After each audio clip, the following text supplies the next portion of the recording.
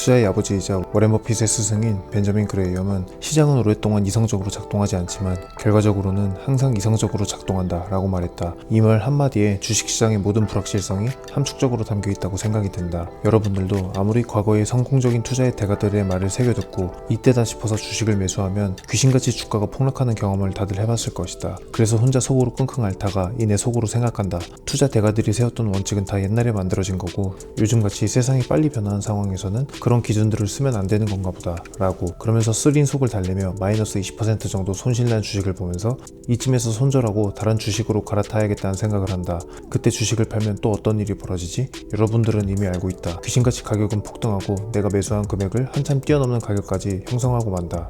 이러한 경험이 몇 번 누적되면 부자가 된 사람들은 다 오너로 된 거야. 절대 실력으로는 주식 투자로 돈을 벌 수 없어 라고 생각한다. 이처럼 누구나 공감할 수 있는 상황들을 그레이엄은 이미 수십 년 전부터 알고 있었던 거다. 요동치는 주식시장에서 주대 있게 수년간 버텨낼 수 있는 사람만이 이성적이며 안정적인 투자가 가능할 것이라는 걸. 오늘은 주식 투자를 시작한 지 얼마 안 됐던 모든 주린이들이 한 번씩은 겪어봤을 법한 스토리를 이야기해봤다. 하지만 놀랍게도 이런 일은 주린이뿐만 아니라 자칭 주식 투자 고수라고 말하는 사람들도 수없이 겪었을 수 있는 이야기다. 요즘같이 환율과 주가가 이리 뛰고 저리 뛰는 변덕스러운 시장 상황일수록 과거의 투자 대가들이 말했던 원칙들을 지키면서 투자를 해야만 장기적으로 지속 가능한 부자가 될 수 있을 것이다. 최근에 가장 핫한 해외 주식 조회수 1등이 뭘까? 맞춰봐라. 어디서 명령질이야? 바로 테슬라다. 이 사실 하나만 보더라도 대부분 사람들이 얼마나 공격적으로 투자하는지 잘 알 수 있었다. 나도 마찬가지긴 하지만 테슬라는 별도의 기업 설명이 필요할까 싶을 정도로 모든 사람들이 다 알고 있는 기업이다. 최근에 모델 S, 모델 X를 비롯해서 대부분의 차량 모델 가격을 인하했다는 뉴스가 있다. 그리고 완전 상관없는 얘기긴 한데 테슬라의 오너 일론 머스크가 최근에 아주 유명세가 엄청난 챗GPT 오픈 AI 공동 창업자였다는 사실을 알게 됐다. 진짜 별난 동시에 대단한 사람이라는 생각이 들었다. 하다하다 진짜 아무 상관없는 스토리까지 다 얘기하네.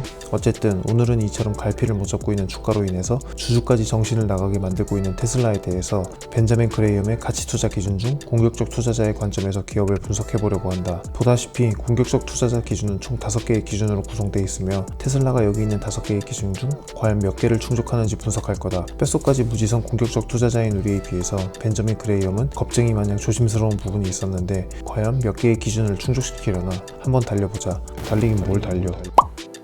먼저 재무상태이다. 그레이엄은 공격적인 투자자는 유동자산에서 유동부채를 나눈 유동비율이 150% 이상이면서 부채가 순유동자산의 110% 이하인 기업을 찾아서 투자해야 한다고 말했다. 과연 테슬라의 유동비율은 몇일지 궁금해지는군. 현재 테슬라의 유동비율은 153.2%다. 1년 내에 상환해야 할 부채보다 바로 현금화할 수 있는 자산이 1.53배 더 많다는 의미이다. 일단 0.5점은 확보했다. 멋지다 테슬라. 멋지다 현진아. 재무상태의 두 번째 조건이 순유동자산 대비 부채의 비율을 살펴보겠다. 테슬라의 2022년도 말 순유동자산은 현재 약 40억 7천만 달러 규모인 것으로 나타났으며 부채는 약 36억 달러 규모인 것으로 나타났다. 따라서 순유동자산 대비 부채의 비율은 88.1%인 것으로 나타났다. 그레이엄의 기준인 110%보다 낮기 때문에 이 조건도 충족한다는 것을 알 수 있다. 따라서 재무상태의 두 가지 조건은 모두 합격! 이대로라면 가슬라 갈 수 있겠는데? 다음 조건은 이익의 안정성이다. 이익의 안정성은 최근 5년 동안 적자를 기록한 적이 없어야 한다고 한다. 테슬라의 경우 전기차를 본격적으로 생산하고 공급하기 전까지는 많은 수익이 발생하지 않을 수 있었을 것이다. 정말 그럴까? 한번 살펴보자. 아니면 어쩌려고?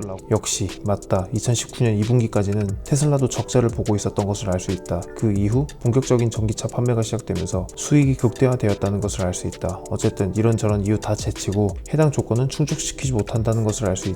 그래도 이 그래프에서 고무적인 것은 테슬라가 직전 분기 대비 이익이 상승했다는 것이다. 최근 세계적인 경기 침체로 인해서 대다수의 기업들의 이익이 감소하는 모습을 보였는데 테슬라는 이와 상반된다. 굿!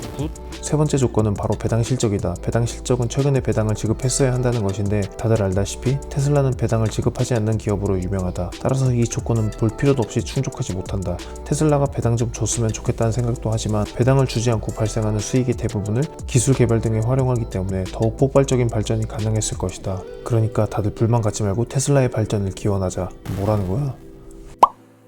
다음 조건은 이익의 성장률이다. 이익의 성장률은 5년 전의 이익보다 현재의 이익이 더 높아야 한다는 것이다. 아까 내가 뭐랬더라? 5년 전에는 테슬라가 오히려 적자를 보는 시기가 있었다. 그러니까 당연히 합격하겠지? 당근.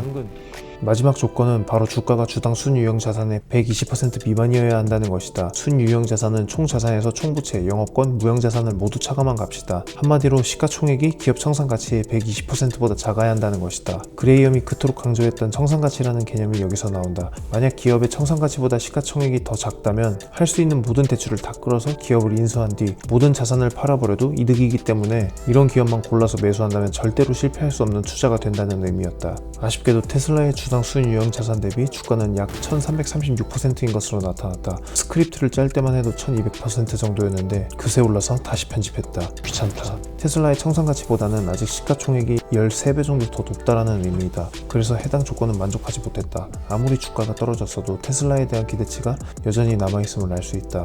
이렇게 오늘은 테슬라를 벤저민 그레이엄의 공격적 투자자 관점에서 살펴봤다. 총 5점 만점에 과연 몇 점일지 한번 살펴보겠다. 5개의 기준에서 완전히 기준을 충족하는 것은 2개이고 완전히 기준을 충족시키지 못하는 것은 3개이다. 따라서 5점 만점에 2점이다. 점수가 엉망이네. 벤저민 그레이엄과 같은 가치 투자자라면 테슬라의 주가가 이렇게 바닥에 곤두박질 쳐졌지만 그럼에도 불구하고 매수하지 않을 것이라는 것을 알 수 있다. 그럼 뭘 사야 할까? 앞으로 현투TV가 다 분석해 줄 테니 구독이랑 좋아요 눌러달라. 이 영상이 조금이라도 재밌거나 도움이 됐거나 흥미롭거나 다음에 또 보고 싶다면 구독과 좋아요 바란다. 감사하다.